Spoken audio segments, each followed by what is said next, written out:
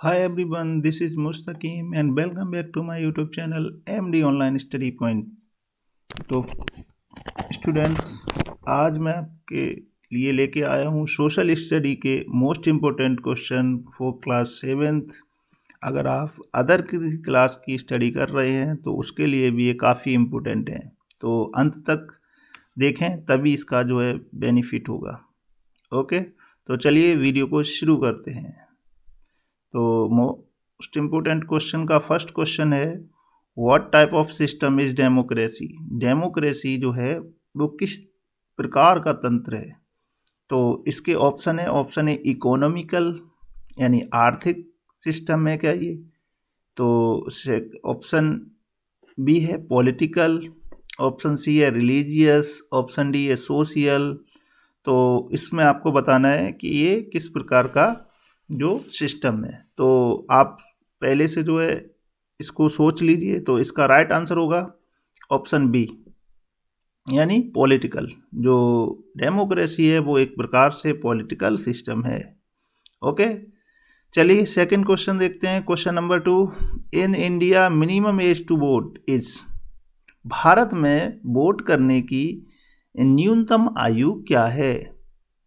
तो भारत में वोट करने की न्यूनतम आयु क्या है। Option A 16 years, option B 20 years, option C 18 years, option D 21 years. तो इसका राइट आंसर होगा ऑप्शन सी यानी 18 ईयर्स। ओके, तो जैसा कि आपने देखा कि इसका राइट आंसर होगा 18 ईयर्स, लेकिन आपको पता होना चाहिए कि भारत में जब भारत का जो संविधान बन के तैयार हुआ था उस समय भारत में जो वोट डालने की एज थी वो 21 ईयर थी, ना कि 18 ईयर्स। ओके, और उसमें जो है संशोधन करके 61वां संविधान संशोधन अधिनियम के द्वारा जो इसकी जो एज है वो 21 वर्ष से घटा करके 18 वर्ष कर दी गई है। चलिए नेक्स्ट क्वेश्चन देखते हैं। Question number 3, who is the nominal head of A state. यानी एक किसी भी राज्य का नॉमिनल हेड कौन होता है। तो इसका राइट आंसर होगा, चलिए ऑप्शन देख लेते हैं पहले। ऑप्शन ए है chief minister, option B governor, option D prime minister, option C prime minister, option D president. तो देखिए किसी भी जो राज्य है उसका नॉमिनल हेड जो होता है वो होता है प्रेसिडेंट, यानी option D is correct. Okay, चलिए नेक्स्ट क्वेश्चन देखते हैं। Question number 4। क्वेश्चन नंबर 4 है आपका, the body of air that surrounds our planet is called.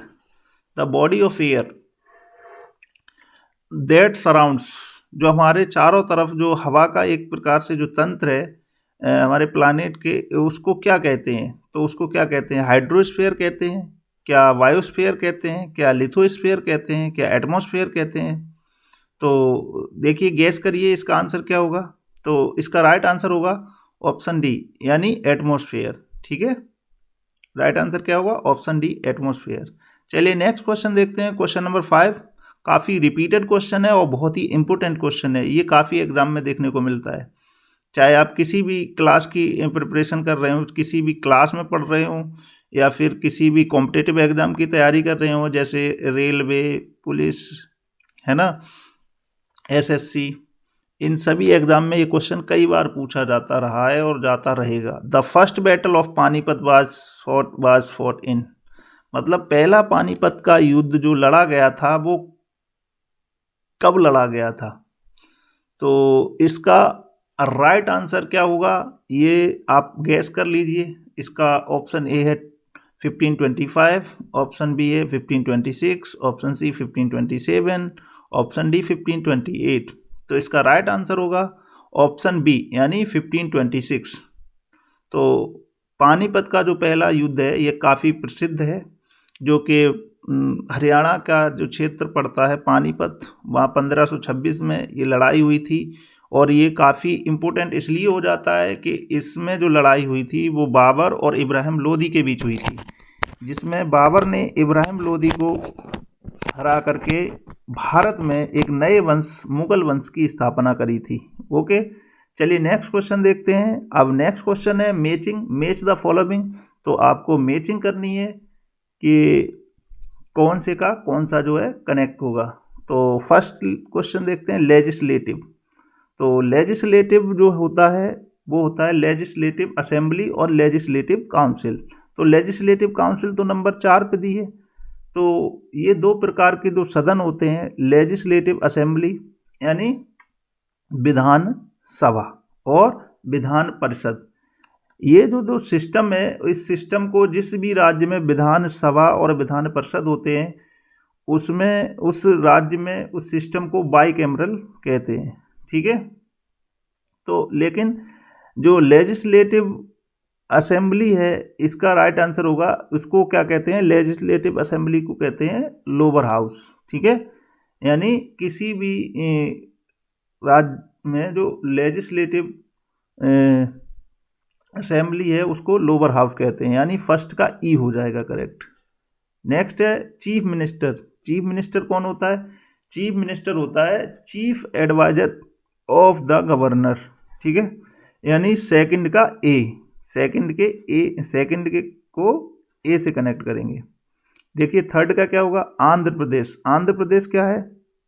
जैसा कि मैंने अभी आपको बताया था कि बाईकैमरल उन राज्यों को कहा जाता है जिसमें द्विसदनीय व्यवस्था होती है। ठीक है।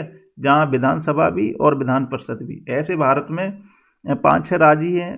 पहले जम्मू कश्मीर भी था जो कि अब यूनियन टेरिटरी बन गया है। तो अब जो भारत में वर्तमान में 5-6 राज्य हैं वो मैं बता रहा हूँ। जैसे उत्तर प्रदेश में विधानसभा और विधान परिषद दोनों हैं, यानी यूनिक जो आपका है लेजिस्लेटिव असेंबली भी मिलेगी और लेजिस्लेटिव काउंसिल भी मिलेगी।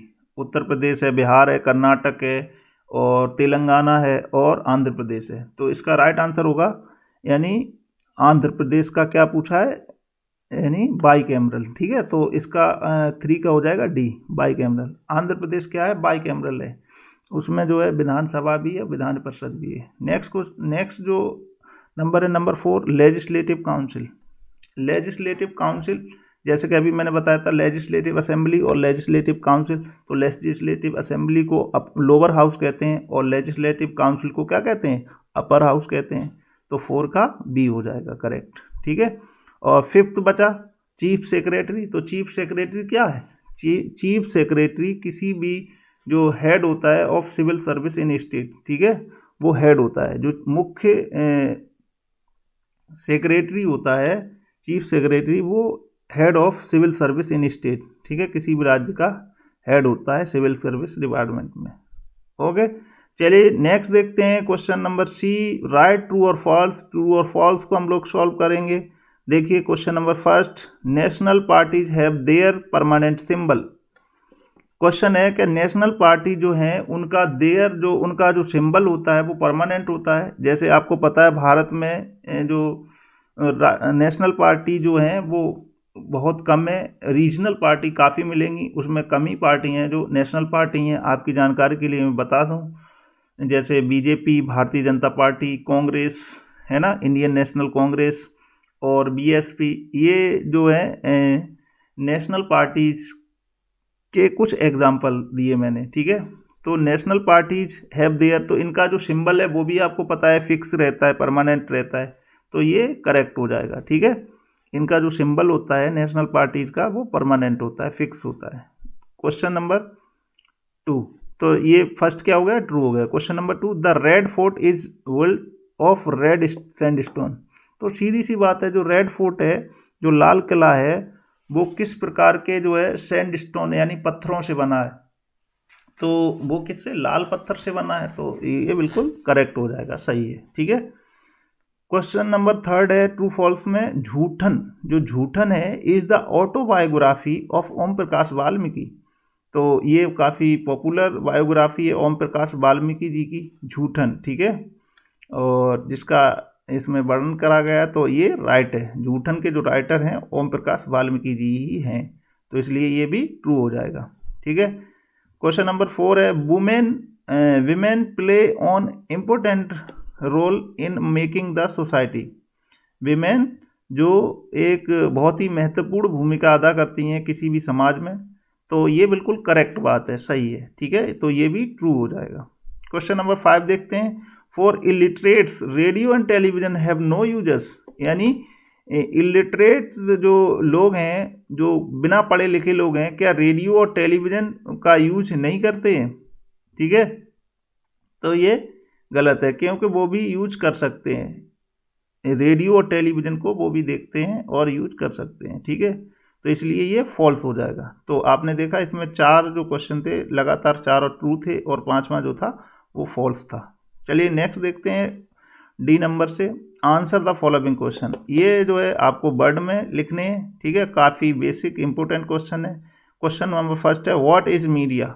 मीडिया क्या है? ठीक है, तो आपको लिखना है कम्युनिकेशन का जो मीडियम है, कम्युनिकेशन का जो माध्यम है वो मीडिया है, तो इसको थोड़ा डिटेल में लिखना है आपको। ठीक है, क्वेश्चन नंबर सेकंड है, व्हाट इज जेंडर? जेंडर क्या है? ठीक है, जैसे मेल फीमेल ये क्या है, जेंडर, तो उसी हिसाब से आपको लिखना है। ये अगर आपने स्टडी करी होगी तो आपको पता होगा इसका आंसर। ठीक है, क्वेश्चन नंबर थर्ड है, what is an election? Election क्या है? ठीक है, इसको भी आपको लिखना है कम से कम 20 to 25 वर्ड्स में।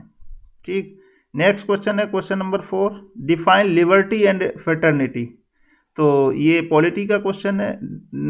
लिबर्टी और फ्रेटर्निटी को क्या करना है आपको आंसर में लिखना है। और last but not least question number 5, what is atmosphere? यानी एटमॉस्फेयर क्या है? तो इसको भी आपको जो है डिटेल में लिखना है। ठीक है, तो ये जितने थे ये सारे के सारे बहुत ही इंपॉर्टेंट क्वेश्चन है। आप इनको जो है बार बार इस वीडियो को देखिए और याद कर हो जाएंगे आपको इसमें। और जो क्वेश्चन नोट करने के लिए जो मैंने लास्ट में दिए हैं वो आप नोट करिए और उनको बार बार रिवाइज करिए। ठीक है, उनके आंसर लिख करके। तो वीडियो देखने के लिए बहुत बहुत धन्यवाद। Best of luck for your exam. और सो अगर आप और इसका जो पार्ट है अगर पूरा अच्छे से कवर करना चाहते हैं, क्लास 7th इम्पोर्टेंट क्वेश्चन का जो टॉपिक है उसमें आप मेरे चैनल पे इस पे एक और वीडियो पड़ा है जो पुराना वाला ओल्ड वाला, अगर वो भी देख लेंगे तो आपका कोई भी क्वेश्चन किसी भी एग्ज़ाम में छूटेगा नहीं। ठीक है, तो आप वो वीडियो भी ज़रूर देखिए क्लास 7th के नाम से। ठीक है, तो वीडियो देखने के लिए बहुत बहुत धन्यवाद। Thank you for watching.